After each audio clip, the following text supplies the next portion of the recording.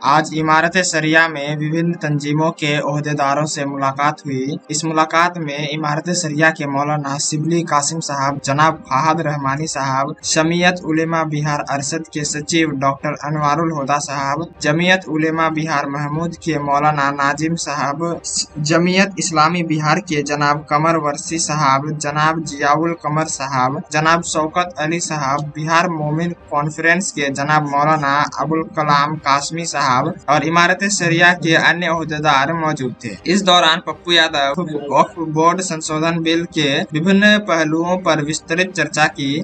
पप्पू यादव जोर देकर कहा कि अल्पसंख्यक समाज के हर मुद्दे पर हमने हमेशा संघर्ष किया और आगे भी करते रहेंगे। यह हमारी जिम्मेदारी है कि आज समाज के हक के लिए खड़े रहें और इसके लिए हर संभव प्रयास करेंगे। सभी तंजीमों के ओहदेदारों के साथ मिलकर इस बिल के संदर्भ में आगे की रणनीति पर विचार विमर्श किया और सहमति बनी कि हम सभी एकजुट होकर मुद्दे पर काम करेंगे। हमारा उद्देश्य है कि अल्पसंख्यक समाज के अधिकारों की रक्षा की जाए और उनके हक के लिए आवाज बुलंद किया जाए। इस महत्वपूर्ण चर्चा के बाद पप्पू यादव एवं सभी मौजूद लोगों ने संकल्प लिया कि आने वाले दिनों में इस संघर्ष की ओर मजबूती से आगे बढ़ाया जाएगा। ब्यूरो रिपोर्ट, आपकी शक्ति न्यूज। और निश्चित रूप से हमें समझना था और बेहतर तरीके से हमने इस मुद्दे को आज समझा। कल भी एक मीटिंग है, लगातार इस पर बातचीत हो रही है। कल रात में भी बॉम्बे में इस पर एक बैठक रखी गई है। तो हम इस मुद्दे को जितने मेंबर है वहां तक पहुंचाने का प्रयास करेंगे। निश्चित रूप से हिंदुस्तान के अमन के लिए यह कानून सही नहीं है, यह गलत है। हिंदुस्तान की सेकुलर और संवैधानिक मूल्यों की रक्षा के लिए यह कानून सही नहीं है। हिंदुस्तान की सामाजिक परिवेश को खूबसूरती के लिए कोई भी कानून, चाहे इस्लामिक हो, चाहे सनातनी हो, हिंदुत्व का हो, सिखिज्म हो, चाहे कोई भी ईसाईत का हो, आप जब सिखिज्म में आप इंटरफेरेंस नहीं कर रहे, नहीं करना चाहिए आपको। आप ईसाईत के कानून में, तो फिर जो इस्लाम जिन चीजों को लाया उस कानून में लगातार आप नफरत पैदा और सियासत के लिए जो आप कर रहे हैं, ये गलत है। और उसी को समझने के लिए आज इतने बड़े बुजुर्गों के साथ हमने बैठा और जो मैंने समझा, मुझे लगता है कि यदि ये कानून इस तरह लागू हुए तो ये लोकतंत्र के लिए भी सही नहीं होगा, संविधान भी इसकी इजाजत नहीं देता और मुझे सर्वोच्च न्यायालय के अलावे तब फिर कोई भरोसा नहीं बचा। आपकी क्या पहल होगी? भैया, हम लोगों की पहल क्या होगी तो दुनिया देख रही है। मेरी पहल तो बिल्कुल क्लियर है उस मामले में। हम सिर्फ रोजगार, एजुकेशन, सामाजिक सौहार्द और गरीबी के अलावे इस देश के कमजोर तबके के अलावे हम दूसरी बातों में दखल देने के खिलाफ हैं। हम सबकी विचारों का सम्मान और सबको जीने का अधिकार इस कंट्री में संविधान ने दिया है।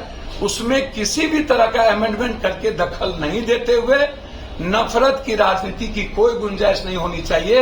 ये मैं सीधा इस्लाम और हदीस की जो संपूर्ण व्याख्या है उसको कैसे खूबसूरत तरीके से सही माने में संविधान और लोकतांत्रिक मूल्यों के साथ चलने वाली जो एक विचारधारा है वो यहाँ, और उसमें जिस तरीके से वर्तमान नुमाइंदगी करने वाली जो सरकार है, जिन्हें भारत के एसटी एससी से, जिन्हें भारत के किसानों से, जिन्हें भारत के महिलाओं से, मजदूर वर्ग से, जिन्हें भारत के यूथ से, नीट से, एग्जामिनेशन से, नौकरी से, पेशा से, रोजगार से कोई भी मतलब नहीं। बिहार वक्फ सुन्नी वक्फ बोर्ड के बिल में क्या कहेंगे जी? बिहार वक्फ सुन्नी वक्फ बोर्ड के बिल संशोधन में आप क्या कहेंगे? बिहार ये नहीं, सुन्नी वक्फ बोर्ड का जो सुन्नी वक्फ बोर्ड का जो संशोधन हो रहा है, वक्फ बोर्ड का सुन्नी वो बोलिए ना। सॉरी नहीं तो भैया वही मैं घबरा गया। मेरा इतना समझिए ना, उसमें संशोधन कर क्या कहेंगे? जो चीजें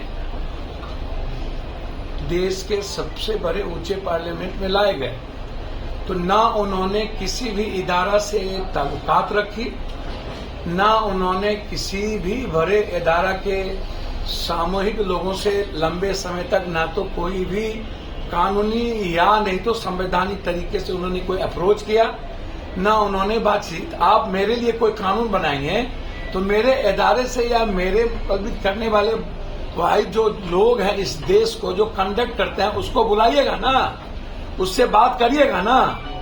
आपने किससे बातचीत की? कानून कहां से लाए? कानून कौन लाया और किसके लिए लाए और किसको परेशान करने के लिए लाए और किसको बेनिफिट करने के लिए लाए? तो आप तो एक तो वक्फ बोर्ड का जो कानून है अपने आप में आप उठा करके देखिए तो बिल्कुल वो किसी मुसलमानों को फायदा पहुंचाने के लिए या किसी मुस्लिम परस्त कानून वक्फ बोर्ड की नहीं है। वो कंप्लीट अल्लाह से जुड़ा हुआ कानून है और जो कंप्लीट रूप से जितने भी इदारा हैं जो मुस्लिम के विचारों को इस्लाम के द्वारा जो चीजें लाई गई है उसको कंडक्ट करने के लिए ये वक्फ बोर्ड की एक भूमिका थी। उसको आप गलत तरीके से इंटरप्रेट करके आप समाज में नफरत पैदा करना, जब भी कोई मुद्दा आता है, अब ST/SC मुद्दा आया, अन्य मुद्दे आए, उसमें आप वक्फ बोर्ड तो कर रहे हैं, आप वक्फ बोर्ड ही नहीं है इसमें जितने भी मुद्दे हैं, कब्रिस्तान है, मस्जिद है, जितने भी हमारे सेंटीमेंट से इनके जुड़े हुए चीजें हैं उस पर भी हमला करने की आपकी व्यवस्था है।